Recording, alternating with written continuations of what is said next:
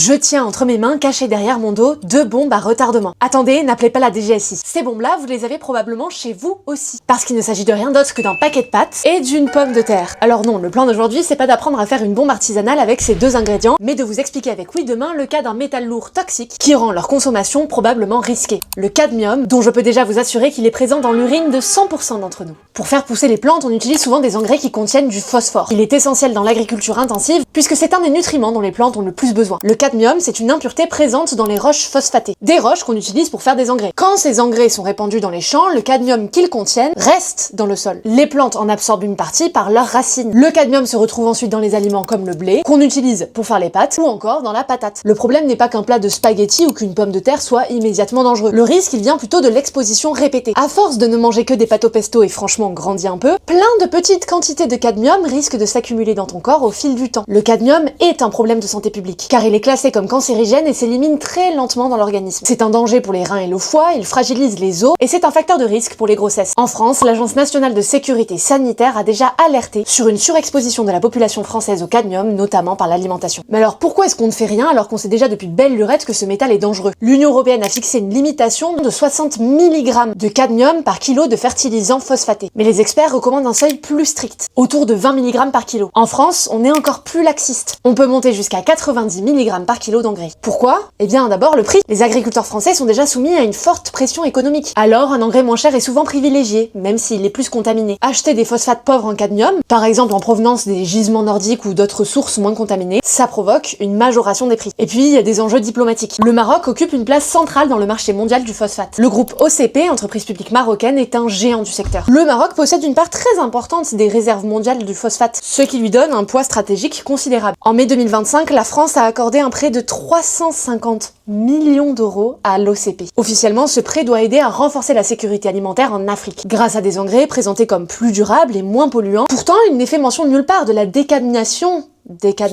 de ces engrais, qui en sont pourtant surchargés. La France finance donc un projet présenté comme écologique, tout en ignorant un risque sanitaire et environnemental majeur. L'OCP vend déjà ses engrais contaminés dans près de 42 pays africains. Les sols africains sont aussi contaminés à vitesse grand V. C'est tout ça qui explique qu'en France, 48% des Français dépassent la valeur toxicologique de référence. Le taux de cadmium dans le sang des Français serait en moyenne 2 à 3 fois plus élevé que chez nos voisins, notamment à cause de l'usage d'engrais phosphatés. Du coup, l'Agence nationale de sécurité sanitaire recommande de renforcer les efforts en agissant sur les matières fertilisantes, tout en reconsidérant l'agriculture intensive et son usage massif d'engrais. Quelqu'un veut des frites au métal lourd?